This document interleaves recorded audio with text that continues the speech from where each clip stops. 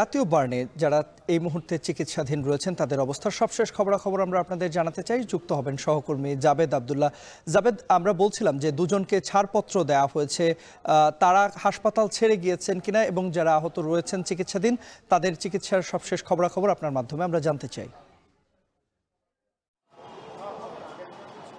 তন্ময়, দুপুর নাগাদ জারিফ এবং মাসুমা এই হাসপাতালে মারা যান। তাদের মৃতদেহ হাসপাতাল কর্তৃপক্ষ পরিবারের কাছে হস্তান্তর করেছে। এর পরপরই আয়ান এবং রাফসি নামে দুজন চিকিৎসক তাদেরকে কিন্তু রিলিজ দিয়েছে। তারা ও বাড়ির পানে কিন্তু পরিবারের সাথে ফিরে গেছে।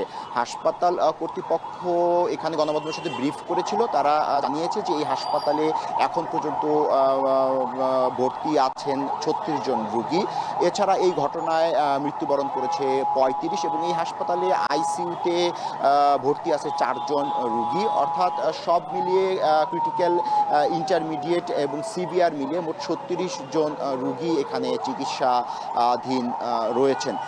যেহেতু দগ্ধ এবং পোড়া রোগীদের নিয়ে কাজ করা একটু জটিল ও কঠিন, তাই হাসপাতাল কর্তৃপক্ষ কিন্তু বারবারই গণমাধ্যমকে মোটা দাগে জানিয়েছে যে হাসপাতাল পক্ষ থেকে ঔষধ এবং অন্যান্য সরঞ্জামাদির কোনো সংকট নেই।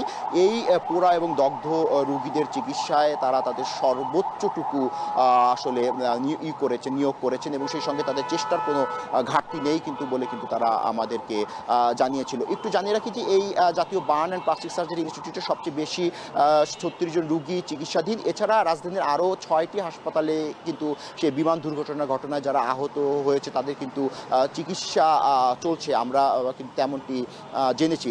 একটু যদি বাড়তি তথ্য দিতে হয় তাহলে এভাবে বলা যায় যে চীন, সিঙ্গাপুর এবং পার্শ্ববর্তী দেশ ভারত থেকে যে বিশেষজ্ঞ দল বাংলাদেশে এসেছিল তাদের পাশাপাশি কিন্তু সমন্বয় করে দেশি চিকিৎসকরা কিন্তু এখানে নিবিড় যে পর্যবেক্ষণ সেই রোগীদের করে যাচ্ছেন।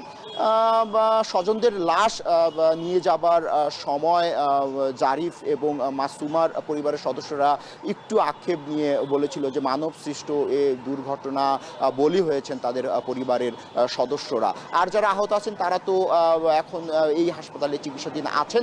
আগামীকাল সকালে আমাদেরকে জানানো হয়েছে যে আগামীকাল সকালে এই হাসপাতালের পরিচালক নাসির উদ্দিন তিনি একটি ব্রিফ করবেন গণমাধ্যমে। সেই ব্রিফ থেকে হয়তো পুরো বিষয়ে আরও একটি সম্মুখ ধারণা পাওয়া যাবে।